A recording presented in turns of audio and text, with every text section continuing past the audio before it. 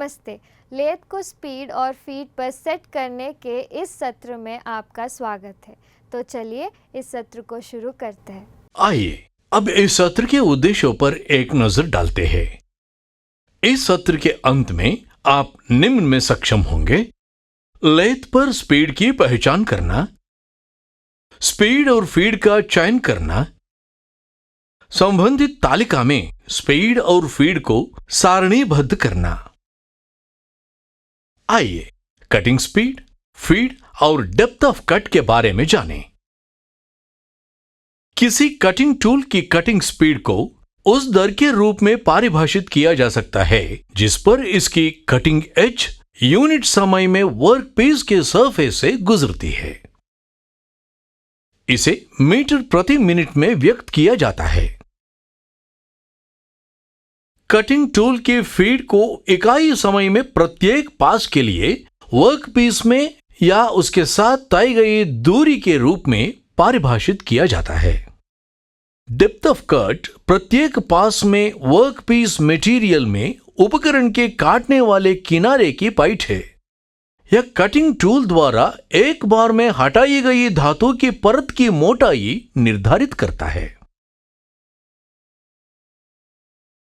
काटने वाले उपकरण की स्पीड और फीड निम्न में प्रभावित होती है: मशीनीकृत मटेरियल, कटिंग टूल का मटेरियल, कटिंग टूल की जियोमेट्री, सरफेस फिनिश की आवश्यक डिग्री, प्रयुक्त मशीन टूल की कठोरता,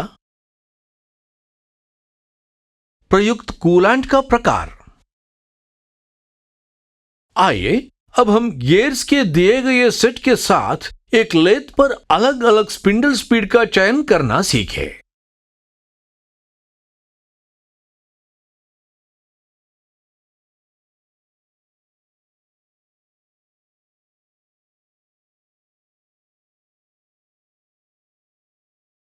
(1600) आरपीएम की गति प्राप्त करने के लिए डी, आर और ई के संयोजन का चयन करें। विभिन्न स्पिंडल गति प्राप्त करने के लिए निम्नलिखित गियर संयोजनों को नियोजित किया जा सकता है। गियर्स ESE के सेट के लिए स्पिंडल स्पीड 228 आरपीएम है।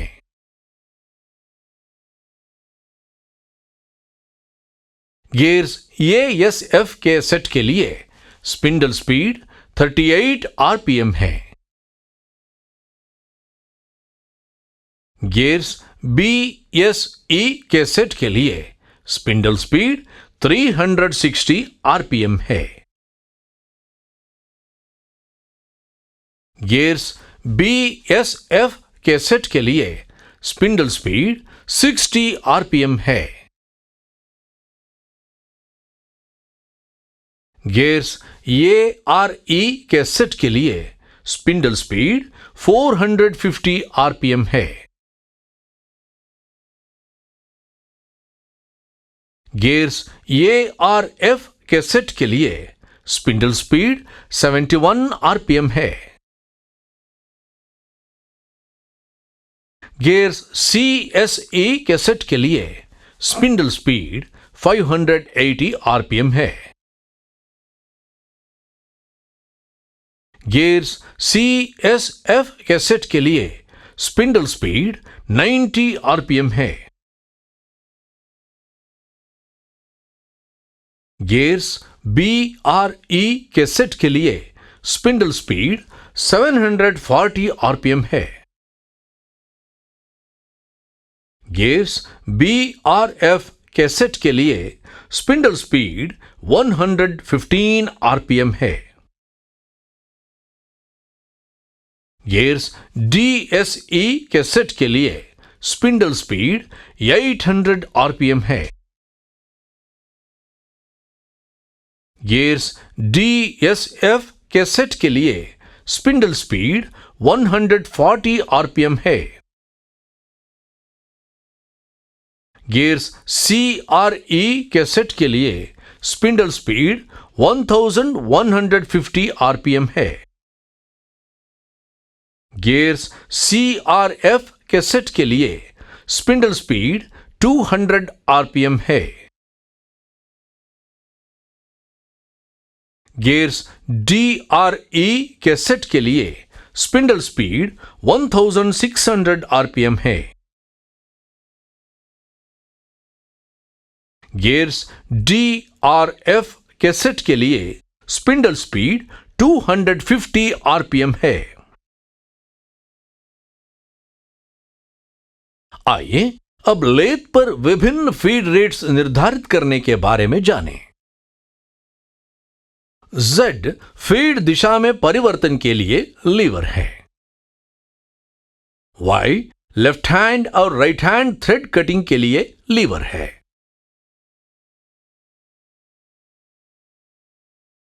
G और H टम्बलर गियर्स है। K, L और M काटे जाने वाले थ्रेड के लिए थ्रेड्स पर इंच यानी TPI सेट करने के लिए लीवर्स है। फीड थ्रेड पिच के चैन के लिए नाब 1-6 है।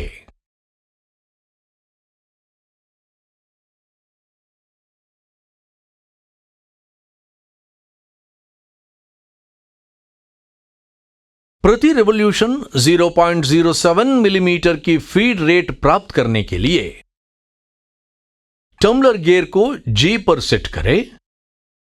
Z में फीड की दिशा फॉरवर्ड करें। फीड थ्रेड पिच नाब 6 पर रखें। थ्रेड पर इंच लीवर को K पर रखें। विभिन्न फीड दर प्राप्त करने के लिए निम्नलिखित संयोजनों को नियोजित किया जा सकता है।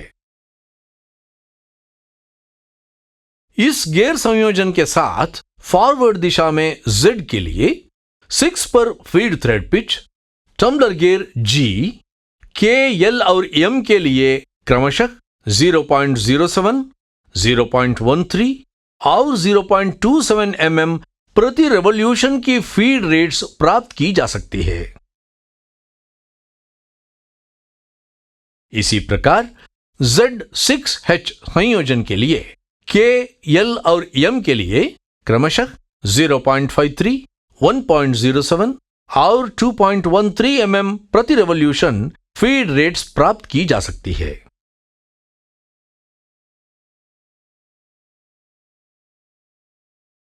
संयोजन Z2G के लिए K, L और M के लिए क्रमशः 0.08, 0.16 और 0.32 mm प्रति रेवोल्यूशन की फीड रेट्स प्राप्त की जा सकती है। इसी प्रकार Z2H संयोजन के लिए K, L और M के लिए क्रमशः 0.64, 1.27 और 2.54 mm प्रति रेवोल्यूशन फीड रेट्स प्राप्त की जा सकती है। संयोजन Z3G के लिए K, L और M के लिए क्रमशः 0.09, 0.18 और 0.36 mm प्रति रेवोल्यूशन की फीड रेट्स प्राप्त की जा सकती है। इसी प्रकार Z3H संयोजन के लिए K, L और M के लिए क्रमशः 0.71, 1.42 और 2.84 mm प्रति रेवोल्यूशन फीड रेट्स प्राप्त की जा सकती है। संयोजन Z5G के लिए K, L और M के लिए क्रमशः 0.11, 0.23 और 0.46 mm प्रति रेवोल्यूशन की फीड रेट्स प्राप्त की जा सकती है। इसी प्रकार Z5H संयोजन के लिए K, L और M के लिए क्रमशः 0.91, 1.82 और 3.66 mm प्रति रेवोल्यूशन फीड रेट्स प्राप्त की जा सकती है। संयोजन Z4G के लिए K, L और M के लिए क्रमशः 0.12, 0.25 और 0.5 mm प्रति रेवोल्यूशन की फीड रेट्स प्राप्त की जा सकती है।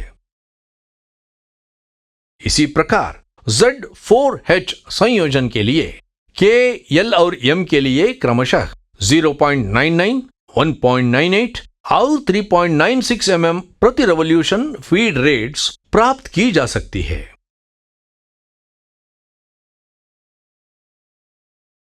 इस गियर संयोजन के साथ बैकवर्ड की दिशा में Z के लिए 6 पर feed thread pitch, tumbler gear G, K, L और M के लिए क्रमशः 0.05, 0.1 और 0.2 प्रति रेवोल्यूशन की फीड रेट्स प्राप्त की जा सकती है।